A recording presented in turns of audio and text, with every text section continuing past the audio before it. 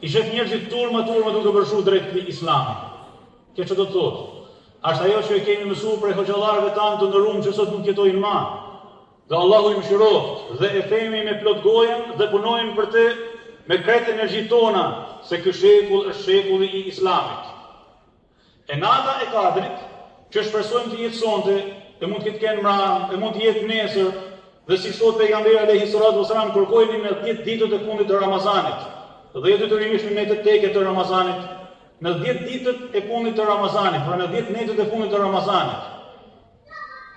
Nata e Kadrit është nata e pozitës së lartë, që do të thotë nata e një ummeti me pozitë të lartë, të cilit i ka dërguar Allahu Azza wa Jalla një pejgamber me pozitën më të lartë, e të cilit i ka shpall një libër me pozitën më të lartë në mesin e librave, për të dëshmuar dhe për të bërë khayra ummetin ukhrijat lin-nas, më i miri popull dhe më e mirë shoqëni e historisë së njerëzimit.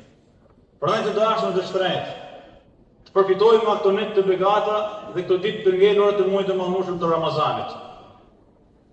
Dhe t'i lutemi Allahut Azza wa Jalla ta përjetojmë mirësinë dhe bekimet e natës së Kadrit në çdo ditë dhe në çdo natë të jetës sonë.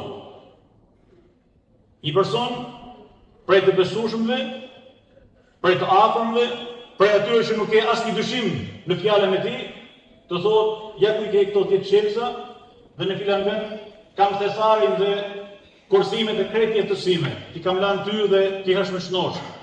Halal zelal, si i thonë. Halal i pasër. A ke dyshim se me cilin për aty në qelësave do të hapësh atë thesar? Jo, nuk ke dyshim. Po sikur ma i miri dhe ma i besueshmi i historisë së njerëzimit, Hazreti pejgamberi alayhi salatu wasalam na thotë se në këto 10 net të fundit të Ramazanit është nata e Kadrit. Është ky thesar i madh. A do ta neglizhojmë? A do ta lëmë as dorë?